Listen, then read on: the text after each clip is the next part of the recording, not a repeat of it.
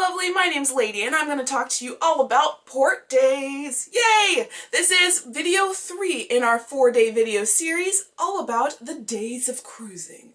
So, we already went over embarkation day, sea day, and now port days.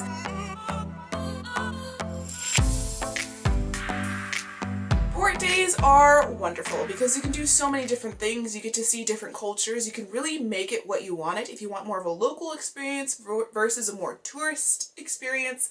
There are two options that I've had when on port days on how you access land. Way number one is typically it'll be like your cruise terminal where your ship pulls up and you get off the ship and walk right on to wherever you're going, right? Right on and off. You can have something called a tender. And what tenders are they're little mini boats that you get off the ship, you get into that little boat, and you drive off to land.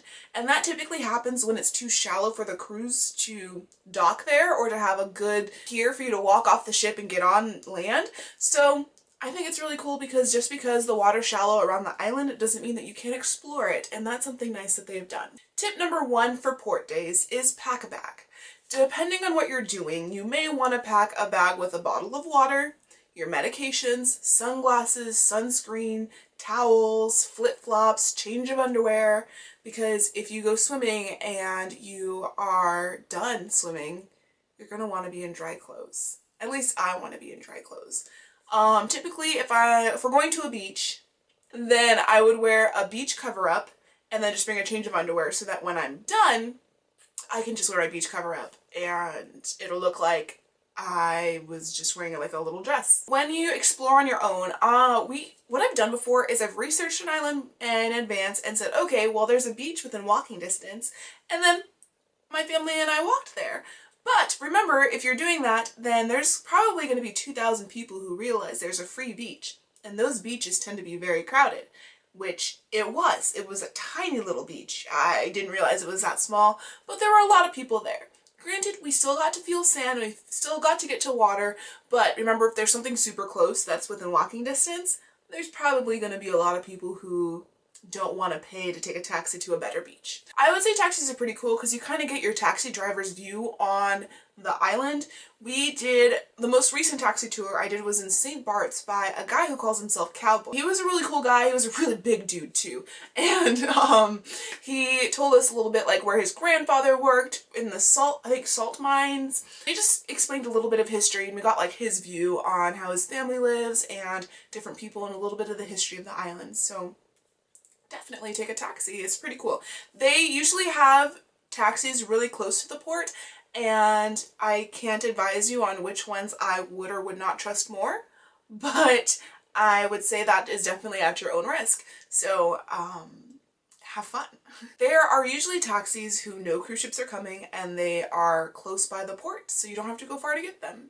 Tours. You can get tours when you get off the ship. You can book a tour. There's usually a bunch of different like stations and saying like, you want to go on this tour? You want to go on that tour? Definitely you have to be safe. So make sure to try to figure out if it's legitimate or not. But you can also book your tours in advance through the cruise line. They are going to be more expensive.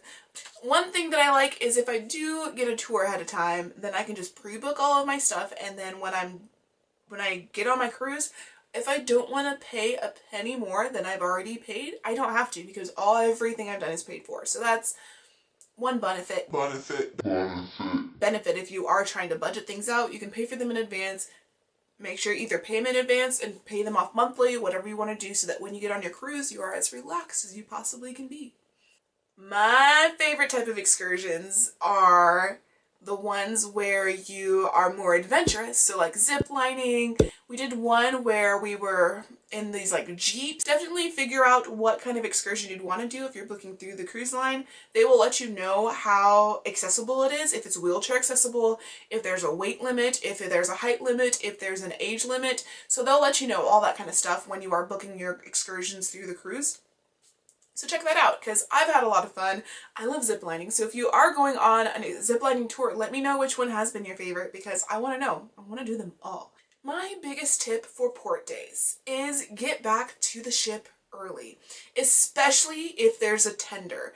The tenders are timed, so, and they can only hold so many people. So if you wait to the very last minute and it's full, what are you gonna do? I don't know, because I've never waited that long. I'm kind of paranoid about being left by a ship, that I make sure that I'm not on the last or the second to last tender. You got to make sure you're there early. So on days like that, make sure you're back early, because you do not want to miss the ship. I have spent a lot of time watching those videos where people are just waving to the ship. It's a sad story.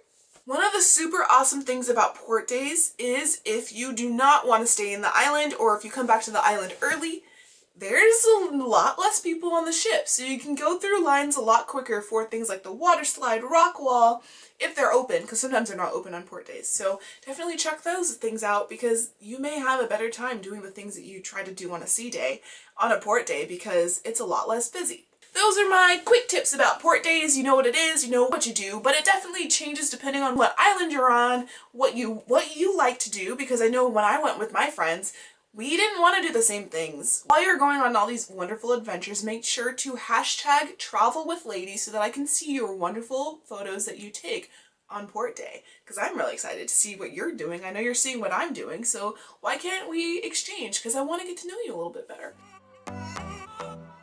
Port day. I'm so excited. I love cruising. What video are we doing? Port days. Port days. Okay. I did a little evil scientist thing. The day lady has the most fun on a cruise. Adventures make her to it's been a long day. I'm wheezing right now. I need to find my inhaler.